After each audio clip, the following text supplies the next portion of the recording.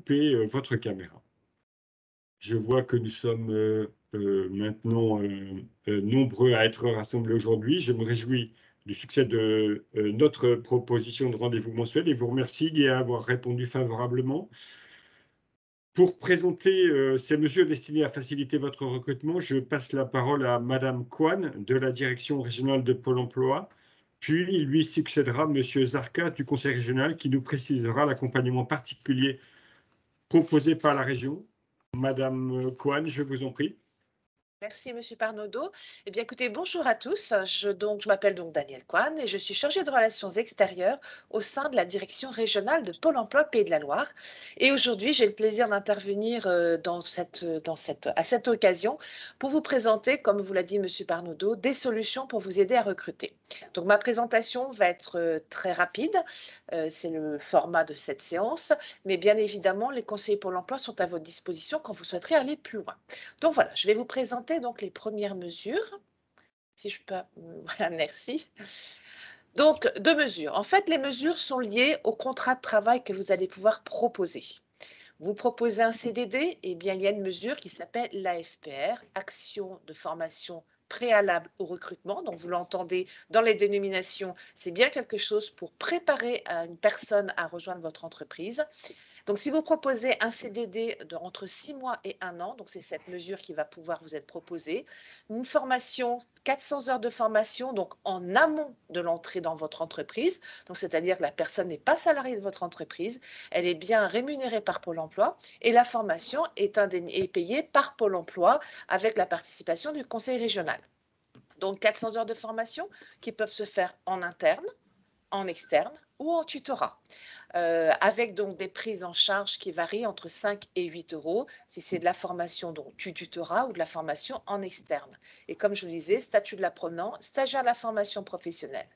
Si pour cette mesure-là, vous avez ciblé des demandeurs d'emploi un petit peu plus éloignés de l'emploi, ou plutôt moins des publics un petit peu plus particuliers, soit des demandeurs d'emploi de longue durée, soit des travailleurs handicapés, soit des jeunes qui sont en accompagnement spécifique, alors la prise en charge de Pôle emploi est revalorisée, donc entre 12,50 € et 18 € si on est sur de l'interne ou de l'externe ou du tutorat. Second cas de figure, vous proposez un contrat de travail d'1 an ou plus, c'est-à-dire d'1 an ou un CDI. La mesure change de nom, mais globalement, vous allez voir que c'est à peu près la même chose. On appelle cela une préparation opérationnelle à l'emploi individuel. Donc là encore, vous avez cette notion de préparer la personne de façon personnalisée à rentrer dans votre entreprise. Là, le temps de formation en amont est le même, 400 heures, avec une prise en charge de la formation interne, tutorat externe, totale ou partielle. Ça, c'est à négocier avec vos conseillers de Pôle emploi. Et là également, pareil, l'apprenant il est bien stagiaire de la formation professionnelle, donc il n'est pas à votre charge, il est bien indemnisé par Pôle emploi et sa formation payée par Pôle emploi. Voilà pour les 2 premières mesures. Donc là, la spécificité, on est sur 400 heures de formation. Bien maintenant, si je peux, voilà, merci. Diapo suivante, effectivement. Voilà, si vous avez votre entreprise un effectif inférieur à 50 salariés, si vous proposez un contrat de travail minimum de 6 mois et que la durée de la FPR ou de la PEI, pour rappel, 100 heures ne suffit pas, eh bien à ce moment-là, on peut monter jusqu'à 800 heures de formation. Et là également, construire avec vous un parcours sur mesure pour former l'individu en amont de l'entrée de votre entreprise. Donc, c'est à peu près comme la FPR ou la PEI, à savoir qu'on peut faire de la formation en interne, en externe, du tutorat. Et donc, pendant toute cette période, la personne est également indemnisée par Pôle emploi. Donc là, vous voyez, on est sur quelque chose d'un petit peu plus long, mais qui, en fonction du statut de votre entreprise et de la nécessité de durée de formation que vous avez besoin de mettre en œuvre pour répondre à vos besoins, est tout à fait mobilisable. Donc, ça s'appelle le parcours TPME. Mais ça, comme vous l'avez vu, ce sont des parcours individuels. C'est un individu. Bonjour Stéphanie, Fédération de la boulangerie. C'est un individu. Vous avez essayé de me joindre. Ah oui, c'est le. Pardonnez-moi votre micro, s'il vous plaît. Merci beaucoup. Merci beaucoup. Ok, alors je vous écoute. J'avais du monde tout à l'heure à l'accueil. Madame, s'il vous plaît, merci beaucoup. Madame Kwan, je vous en prie. Non, non, mais je vous en prie. Donc, comme vous avez vu, ce sont des mesures qui sont donc individuelles. C'est pour adapter un individu à votre besoin très spécifique. Mais sachez qu'il existe également ce qu'on appelle des POEC, préparation opérationnelle à l'emploi collectif. Donc, vous voyez, on est passé de la notion d'individu à la notion de collectif. Là, c'est votre OPCO, en l'occurrence OCAPIAT, qui, sur vos demandes, puisque ce sont les branches qui décident de la mise en place ou pas, va pouvoir mettre en place des actions collectives où là, c'est vraiment pour répondre aux besoins de votre branche et on est sur des formations qui sont sur maximum 400 heures. Pareil, destinées à des demandeurs d'emploi. La différence, c'est qu'il n'y a pas d'employeur clairement ou obligatoirement identifié à l'issue de ces formations. C'est plutôt un vivier de personnes que l'on peut vous proposer. Donc voilà, je pense que j'étais sur la dernière diapositive des mesures Pôle emploi et je pense que je vais passer la main à Emmanuel Zarka qui va vous présenter quelque chose qui va se mettre après toutes ces solutions, une fois que la personne sera dans votre entreprise. Merci Daniel, bonjour à tous. Emmanuel Zarka, directeur adjoint de l'emploi, de la formation professionnelle et de l'apprentissage à la région des Pays de la Loire. Je vais donc vous présenter le dispositif Parcours Emploi Tutorat qui est là pour accompagner la formation dans le cadre d'un recrutement, mais lorsque le recrutement est fait en contrat à durée indéterminée. Donc ce dispositif complète les formations d'accès à l'emploi que vient de vous présenter Daniel et pour laquelle la présidente Christelle Morancé et nos vice-présidents André Martin et Jean-Luc Catanzaro ont décidé de consacrer plus de 14 millions d'euros cette année pour vous permettre de réussir vos recrutements. Donc ce dispositif, il est financé par la région et il vise un objectif fort qui est porté, c'est l'entreprise apprenante. Ça fait partie de notre mobilisation pour l'emploi, en impliquant les employeurs dans la formation de leurs nouveaux collaborateurs et ainsi sécuriser les recrutements en CDI de publics spécifiques. Donc là, c'est au moment du recrutement, juste après le recrutement, que la formation se déroule dans les 5 mois qui suivent ce recrutement. Les établissements recruteurs, ils doivent être en Pays de la Loire, on parle bien d'établissements, et doivent faire au maximum 300 salariés.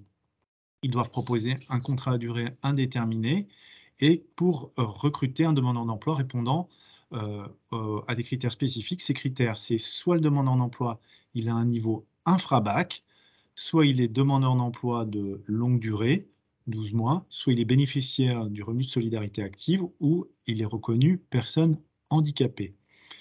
Qu'est-ce qui est financé dans le cadre de ce dispositif? C'est la formation par un tuteur dans l'entreprise qui va former donc le nouveau collaborateur à l'entreprise et au métier qu'il va occuper dans un maximum de 400 heures dans les 5 premiers mois du contrat de travail pour 5 € lorsqu'on est sur du tutorat. On peut également mettre en place une action de formation en situation de travail qui demande une ingénierie pédagogique un peu plus prononcée.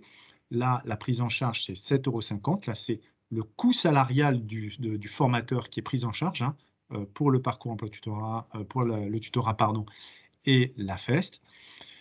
Et donc, pour bénéficier de ce dispositif, il suffit de le solliciter sur le site de la région. Vous avez le lien qui figure sur cette diapositive. Dire enfin qu'un tuteur ou un formateur à FEST a parfois besoin de se former pour assurer cette mission. Nous avons confié aux 11 OPCO pour chacun des secteurs des fonds permettant de financer entièrement ces formations au tutorat ou à la FEST pour vos collaborateurs. Voilà, j'en ai terminé pour cette présentation de Parcours Emploi Tutorat et je vous en remercie. Merci, Monsieur Zarka. Merci, Madame Kwan, pour cette présentation des mesures qui permettent au fond aux chefs d'entreprise de former dans l'entreprise le candidat ou la candidate présentique pour occuper l'emploi ou les emplois à pourvoir. Je remercie notre témoin, Monsieur Darwinkel, de nous avoir accordé un peu de temps pour être avec nous ce midi. Vous êtes gérant de la société EARL Les Deux Sabots à Écorpin, dans la Sarthe. Écorpin se trouve à côté de Saint-Calais. c'est-à-dire à l'est du Mans et au sud de la Ferté-Bernard. Pourriez-vous, Monsieur Darwinkel, nous décrire rapidement votre entreprise, sa production, sa commercialisation, et pourriez-vous nous la décrire aussi au travers des femmes et des hommes qui la composent? Oui, je veux bien. Bonjour à tous, Hermione Darwinkel, né en Sarthe, mais habitant depuis 20 ans, en Pays-Bas. Installé sur l'exploitation laitière avec ma femme, depuis 20 ans. Et actuellement, nous travaillons 250 vaches, puis à peu près 2 500 000 litres de lait. L'exploitation, il y a des vaches, il y a de la terre, donc on exploite 380 hectares, et ça on fait avec un associé actuellement. Sur l'exploitation, on travaille avec de différentes personnes. On a une équipe de 6 personnes autour des vaches laitières. On a une personne qui est en mi-temps qui soigne nos animaux, donc on donne à manger. Et on a 2 personnes pour l'entretien et pour la construction. Autoconstruction d'un bâtiment. Autour de l'exploitation, on a une dizaine de personnes. Nous, on a sollicité Pôle emploi et le système de TPME chez nous. Les personnes qui soignent qui travaillent avec nos animaux, donc qui font la traite, qui donnent à boire aux petits veaux, tout ce qui concerne le travail de tous les jours sur une exploitation. Parce qu'on a eu du mal à recruter. Alors, quel était justement votre besoin avant de vous diriger vers Pôle emploi? Oui, donc notre besoin, c'est quand on a 250 vaches à traire, ça veut dire que nous, on a besoin tous les jours, 7 jours sur 7, matin et soir, 2 personnes pendant 4-5 heures, traire les vaches pour prendre soin des animaux. On a toujours travaillé avec des employés, on a grandi dans le temps, on a toujours travaillé avec des systèmes reconnus, des personnes qui ont eu une formation agricole.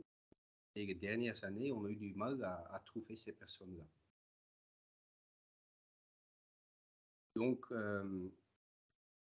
on a cherché hors cadre un peu, parce que pour nous, ce qui est très important, ce n'est pas une formation, c'est des personnes qui sont motivées pour travailler, mais je pense que ça nous concerne tous, les personnes qu'on cherche, mais qui ont surtout une affinité avec les animaux.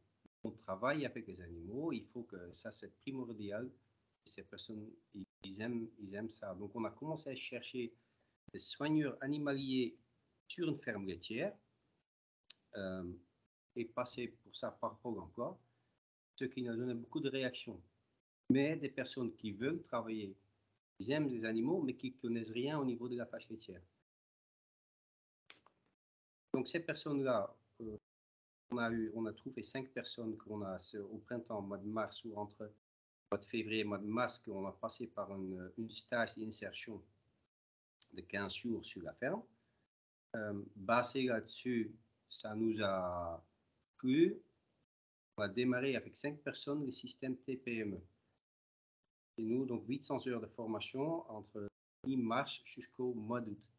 Sur ces 5 personnes, on a pris 5, on n'avait pas besoin de 5. On pensait que ça n'allait pas aller au bout avec tout le monde. Et on a eu raison. Il y a 2 personnes qui ont rapidement capitulé. Par contre, 3 autres qui continuent et qui sont là tous les jours, avec qui on a une réunion tout à l'heure à 2 heures. Réunion hebdomadaire pour dire comment ça se passe. Est-ce que c'est une partie de formation pendant ces 2 heures-là et ça marche bien. Très bien. Quels avantages, enfin, quel bilan vous faites finalement de ce que vous a apporté Pôle emploi pour votre entreprise au quotidien et pour les mois à venir? Nous, on a trouvé des personnes dans une... comment dire, des personnes que normalement on ne trouve pas par le réseau normal qu'on a en agricole. Et par contre, qui fonctionnent très bien sur l'exploitation. Par contre, ils n'ont pas de cadre. Donc, les 800 heures qu'on a mis en formation, ça nous permet de les former en interne avec de l'aide de différents organismes. Donc, on fait venir des intervenants aussi. Et ça nous permet de quand même, on a besoin de 6 personnes pour s'en occuper des animaux. Et là, on les a. S'ils ne sont pas là, ça sera moi, ma femme qui remplace. De toute façon, les vaches, il faut les traire. Voilà. Très bien, merci beaucoup, Monsieur Darwinkel, pour votre témoignage et l'expérience que vous nous relatez de la manière dont vous avez pu finalement recruter des personnes dans votre entreprise pour participer à son quotidien et puis, bon, vous me l'avez dit hier, à son développement à venir aussi. Vous l'aurez tous perçu, les dispositifs mis en œuvre dans la société EARL, les deux sabots, peuvent être mis en œuvre quel que soit le secteur d'activité, hein, pas seulement le secteur de la production agricole. Bon, si Parcours TPME concerne les entreprises de moins de 50 salariés, les mesures sur lesquelles le Parcours TPME repose concernent toutes les entreprises. Madame Kwan, pour Pôle emploi, souhaitez-vous formuler un commentaire particulier? Et puis, je poserai la même question à Monsieur Zarka pour le Conseil régional. Bien, écoutez, le commentaire que je pourrais faire, c'est effectivement déjà d'être très contente de voir que M. Darfinkel a quand même pu recruter 3 personnes ainsi, ce qui est quand même bien alors qu'on est dans une période où il y a vraiment des très fortes tensions de recrutement. Et donc, de dire surtout que chaque projet est différent. Ça veut dire que les entreprises n'hésitent pas à contacter leur conseiller Pôle emploi et qu'elles n'hésitent pas aussi peut-être à ouvrir les chakras, comme je dis toujours, c'est-à-dire à être prêtes à accueillir des gens peut-être différents, des gens auxquels ils n'auraient pas pensé, mais que grâce à ces mesures et à l'accueil qu'elles peuvent faire, eh bien, peuvent tout à fait correspondre à leurs besoins. Voilà. Merci. Monsieur Zarka, voulez-vous ajouter un mot de commentaire? Je ne ferai que redire ce que vient d'indiquer Daniel, juste redire que les formations d'adaptation à l'emploi, c'est une priorité pour notre président Christelle Morancé. C'est pour ça que nous mettons des moyens, que le parcours TPME est d'ailleurs financé par la région à ce titre, et qu'on a un partenariat fort avec Pôle emploi et les OPCO pour accompagner les entreprises dans ce type de projet, qui ont des conseillers qui, en proximité, vont ajuster et personnaliser le parcours de formation répondant aux besoins de la personne qui vient d'être recrutée pour adapter ses compétences à son poste. Bien, merci à l'un et à l'autre. Alors, nous allons maintenant répondre à vos questions, ou plus exactement leur donner les réponses qui n'ont peut-être pas encore été données sur le chat. Donc, je me tourne vers mon écran de conversation. Toutes les OPCO peuvent-elles être concernées par le dispositif POEC? Donc, la réponse est oui, toutes les OPCO peuvent être concernées. Des mesures régionales existent-elles pour les personnes titulaires d'un bac ou d'un diplôme supérieur? Est-ce que une réponse peut être apportée peut-être par vous, Monsieur Zarka, sur pardonnez-moi, non, pas forcément. D'ailleurs, je lis régional, conseil régional, mais ça n'est pas forcément le sens de la question. Alors, pour les personnes titulaires d'un bac ou d'un diplôme supérieur, qui répond? Je crois que la question s'adresse au conseil régional, donc à la région avec un grand R. Est-ce que des mesures existent pour les personnes ayant un niveau bac ou supérieur? Je pense que M. Maradour fait référence à Parcours emploi tutorat, où j'indiquais que ce dispositif était ciblé pour des publics infrabac ou demandeurs d'emploi de longue durée. Un demandeur d'emploi de longue durée peut avoir un niveau de formation supérieur au bac. On s'adresse là aux publics les plus éloignés de l'emploi, c'est ça qui est ciblé. Mais en revanche, les autres dispositifs là qui sont recrutement, là on parle Parcours emploi tutorat de formation juste après la signature du contrat de travail, celles-ci s'adressent à l'ensemble des demandeurs d'emploi et ne sont pas ciblées avec un niveau de formation. Et comme je l'indiquais, ces mesures sont financées fortement par la région qui dote Pôle emploi pour ce faire. Donc nous avons une approche globale, tant via les dispositifs mis en œuvre en partenariat avec Pôle emploi que ce dispositif qui est mis directement en place par la région en lien étroit avec les conseillers entreprises Pôle emploi qui le proposent, ainsi que les conseillers des OPCO. Très bien. Merci, merci. Alors, n'hésitez pas à formuler vos questions sur le chat. Nous avons quelques minutes devant nous pour y répondre. Donc, on nous signale également sur le chat qu'il est possible de mobiliser les OPCO dans la construction de parcours d'intégration, formation sur mesure avec le contrat de professionnalisation interne, par exemple. Voilà, il fallait le... Et on pouvait le relever également. Merci beaucoup. Comment avons-nous connaissance des POEC en cours dans notre domaine? Peut-être, Madame Kwan, d'accord, vous nous apportez une réponse en nous disant qu'il faut se rapprocher du conseiller Pôle emploi ou de l'OPCO. C'est ça, puisque c'est l'OPCO, voilà, c'est l'OPCO qui le met en place avec, donc, en lien avec Pôle emploi. Et si vous souhaitez mettre en place des PEC, rapprochez-vous de votre OPCO pour voir dans quelle mesure ils peuvent mettre en place des PEC pour vous répondre.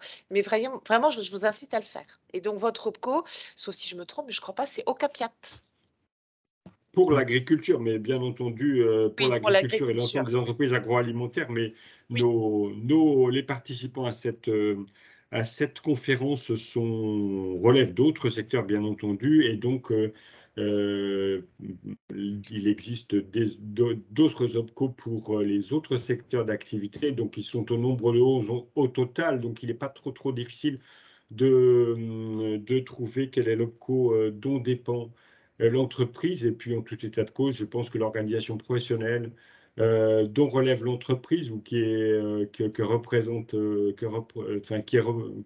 l'organisation professionnelle qui représente l'entreprise, pourra vous renseigner utilement sur l'OPCO et sur la manière, l'OPCO compétent dans le secteur d'activité, et sur la manière dont vous pouvez entrer en relation avec lui. Mais en tout état de cause, vous avez votre conseiller Pôle emploi qui, lui, a cette information. Monsieur Zarka, je vous en prie. Je voulais simplement compléter les propos de Daniel pour indiquer que pour identifier son OPCO et pour aussi prendre connaissance des actions de formation en préparation opérationnelle à l'emploi collectif qui sont programmées, vous pouvez vous rendre sur le site Choisir mon métier pro. J'ai vu qui est administré par le CARIFOREF des Pays de la Loire. Sa directrice est présente à notre réunion.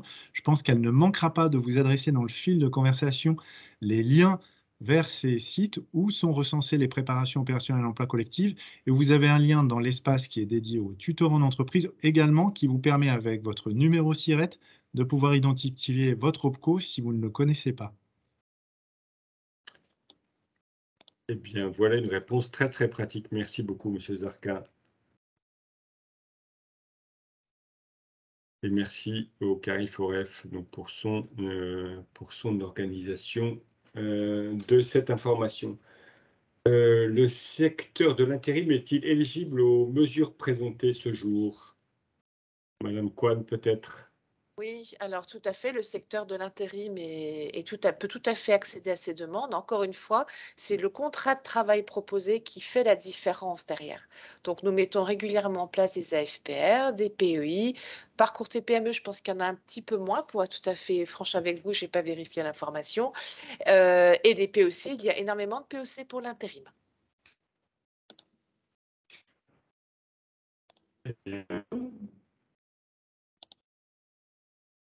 Eh bien, donc je pense que nous n'avons plus de questions en suspens sur le chat. Est-ce que un certain nombre des intervenants veulent nous donner quelques mots de conclusion? Eh bien, je vais essayer de faire une petite conclusion. Je peux dire en synthèse. Avant le terme de ce midi, peut-être, peu importe la mesure effectivement mise en œuvre dans l'entreprise, hein, PEI, POEC, AFPR, etc., peu importe finalement tous ces sigles. Ce qu'on peut peut-être retenir, c'est que si le chef de l'entreprise franchit la porte de son agence Pôle emploi, une réponse globale lui sera apportée compte tenu de son besoin qui sera pris en compte par l'agence Pôle emploi. Voilà, il est presque l'heure de la fin de cette conférence. Je vais vous proposer de la clore, non sans vous avoir dit que vous pourrez retrouver l'enregistrement de la conférence auprès de votre organisation professionnelle et de ces canaux de diffusion, donc soit le MEDEF, soit la CPME, soit l'UDP, soit l'UDES, soit les fédérations FNSEA. Nous espérons que vous avez apprécié ces échanges. Je vois que les liens qui ont été cités par M. Zarka sont maintenant présents dans le fil de conversation, donc vous pourrez retrouver sur votre ordinateur. Nous donnons rendez-vous pour le prochain Midi de l'emploi et de la formation, le 24 juin 2022. Le 24 juin, c'est un vendredi. Merci encore à tous. Et au 24 juin. Bon appétit, bon après-midi. Merci. Au revoir. Au revoir, merci.